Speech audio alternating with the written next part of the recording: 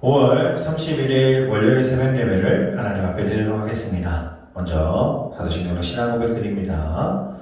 전능하사 천지를 만드신 하나님 아버지를 내가 믿사오며 그의 외아들 우리 주 예수 그리스도를 믿사오니 이는 성령으로 잉태하사 동정녀 마리아에게 나시고 본디오 빌라도에게 고난을 받으사 십자가에 못 박혀 죽으시고 장사한 지 사흘 만에 죽은 자 가운데서 다시 살아나시며 하늘에 오르사 전능하신 하나님 우편에 앉아 계시다가 저희로서 산 자와 죽은 자를 심판하러 오시리라. 성령을 믿사오며 거룩한 공예와 성도와 서로 교통하는 것과 죄를 사하여 주시는 것과 몸이 다시 사는 것과 영원히 사는 것을 믿사옵나이다. 아멘. 자, 오늘 새벽에 보실 말씀입니다. 오늘 새벽에 보실 말씀은요, 다니엘서 3장 19절에서 4장 27절까지의 말씀입니다. 다니엘서 3장 19절에서 4장 27절까지의 말씀입니다. 먼저 말씀 읽고 돌아오도록 하겠습니다. 정지 버튼 눌러주세요. 자, 오늘 보실 말씀입니다. 오늘 보실 말씀은요, 다니엘서 4장 1절에서 3절까지의 말씀입니다. 다니엘서 4장 1절에 3절 말씀 제가 공독해 드리도록 하겠습니다. 느부갓네살 왕은 천하에 거주하는 모든 백성들과 나라들과 각 언어를 말하는 자들에게 조서를 내리노라. 원하노니 너희에게 큰 평강이 있을지어다. 지극히 높으신 하나님이 내게 행하신 이적과 놀라운 일을 내가 알게 하기를 즐겨하노라. 참으로 크도다 그의 이적이여 참으로 능하도다 그의 놀라운 일이여 그의 나라는 영원한 나라요 그의 통치는 대대에 이르리로다. 아멘. 자, 오늘 이 새벽에 보실 말씀을 통해서요, 이제 4장의 내용은 느부갓네살 왕의 두 번째 꿈에 대한 이야기가 담겨져 있습니다. 오늘 본장은 느부갓네살 왕이 하나님을 찬양하고 또한 높이는 내용부터 시작함이 보이지요. 그 이유인즉 느부갓네살 왕의 그 첫 번째 꿈을 다니엘을 통해서 해석하게 되고 또한 하나님의 은혜가 또 하나님의 능력이 어떠한지를 느부갓네살 왕은 분명히 체험했을 것입니다. 그러다 보니 오늘 4장의 첫 절은 첫 절부터 1절에서 오늘 읽었던 말씀입니다. 2절에서 3절은 하나님을 찬양하며 있죠. 오늘 말씀 한번 다시 한번 읽어보겠습니다. 한번 보십시오. 느부갓네살 왕은 천하에 거주하는 모든 백성들과 나라들과 각 언어를 말하는 자들에게 조서를 내리노라. 원하노니 너희에게 큰 평강이 있을지어다.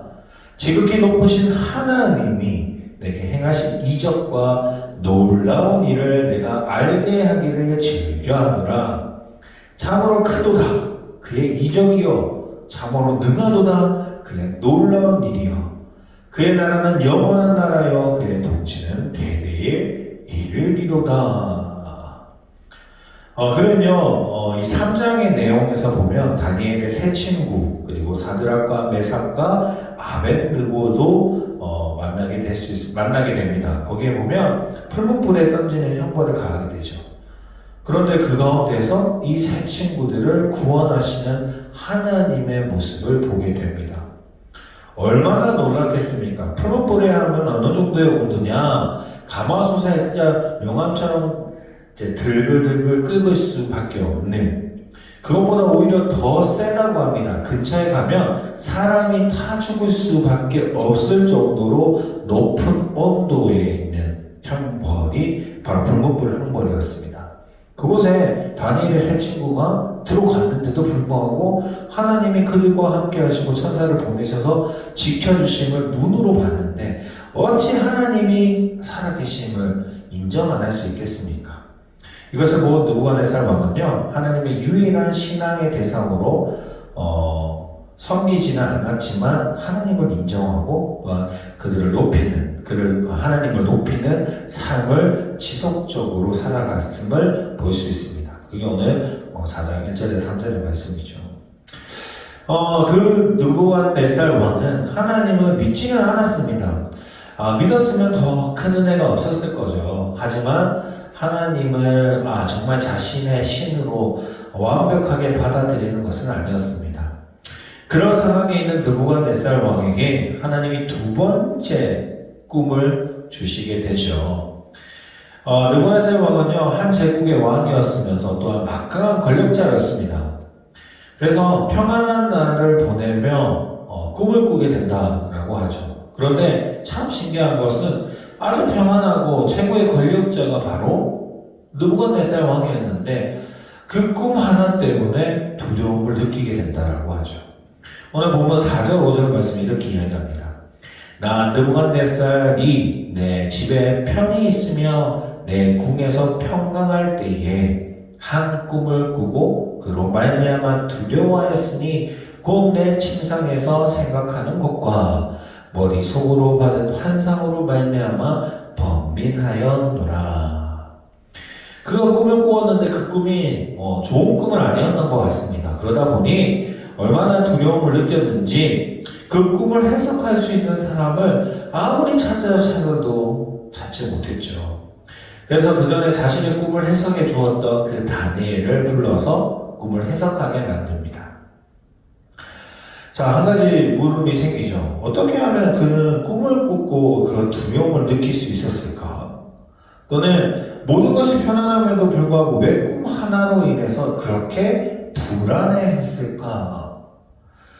아마 그가 가지고 있는 모든 것들 하나하나가 그에게 불안함과 두려움을 주지 않았을까라고 생각을 합니다.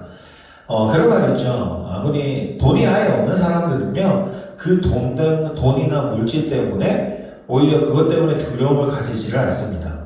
아무리 집에 돈이 없는데 누가 쳐들어와서 돈을 가져갈 사람도 없을 것이고 또한 물질을 취하려고 하는 사람도 없을 거기 때문에 두려움이 없죠. 가져갈 게 없는데 그래서 문을 잠궈 놓을 필요도 없을 정도로 그런 두려움을 가지지 않습니다. 오히려 물질을 가지고 돈과 재물이 있는 사람들이 더 자신의 것을 빼앗길까봐 라는 두려움들을 가지게 됩니다. 이 말은 어떤 말을 하냐면요, 재물과 권력과 그런 여러 가지 부분들은요, 결코 그 사람을 평안한 삶을 주지 않는다라는 겁니다. 참된 평화를 주지 못한다고 합니다.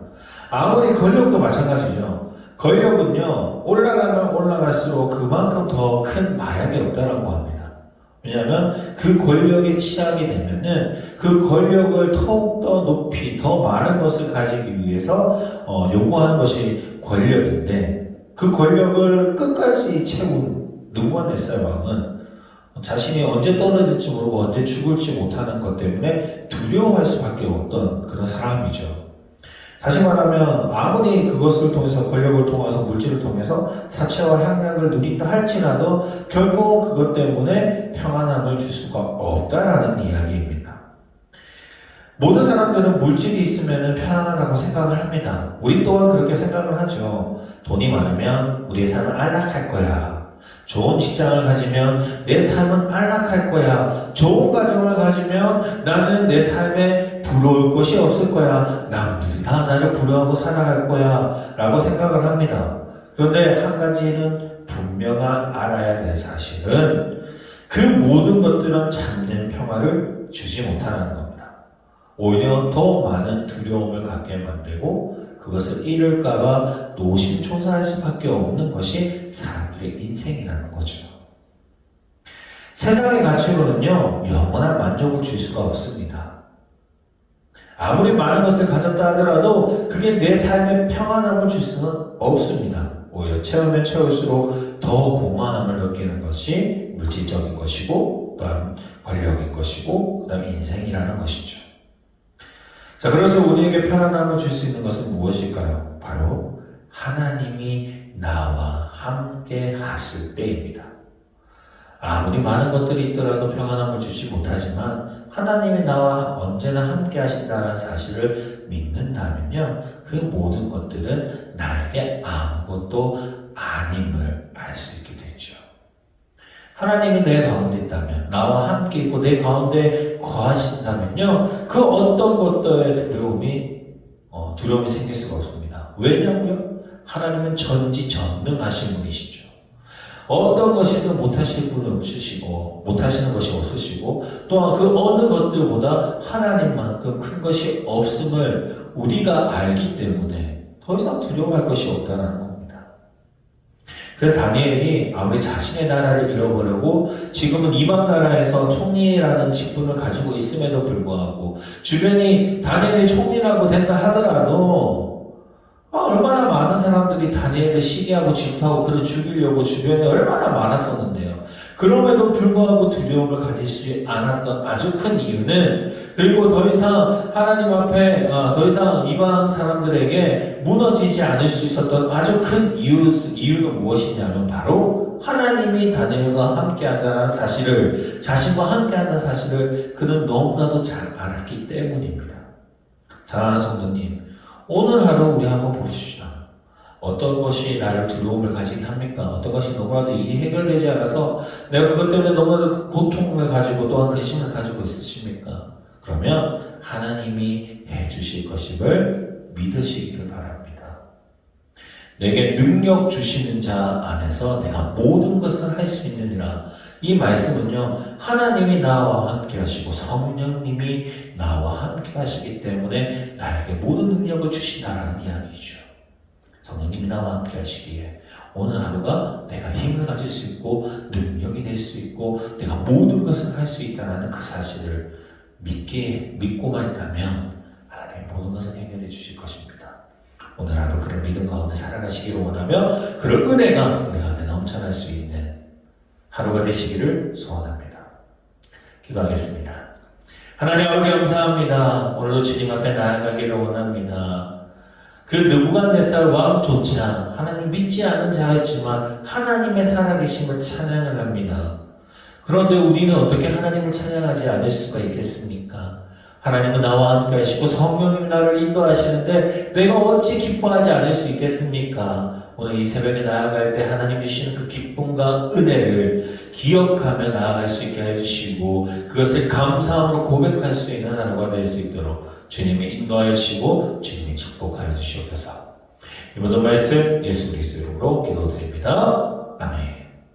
하늘에 계신 우리 아버지여, 이름이 거룩히 여김을 받으시오며 나라의 마옵시오며 뜻이 하늘에서 이룬 것 같이 땅에서도 이루어지리라. 오늘날 우리에게 일용할 양식을 주옵시고 우리가 우리에게 죄 지은 자를 사하여 준 것 같이 우리의 죄를 사하여 주옵시고 우리를 시험에 들게 하지 마옵시며 다만 악에서 구하옵소서. 대개 나라와 권세와 영광이 아버지께 영원히 싸움나이다.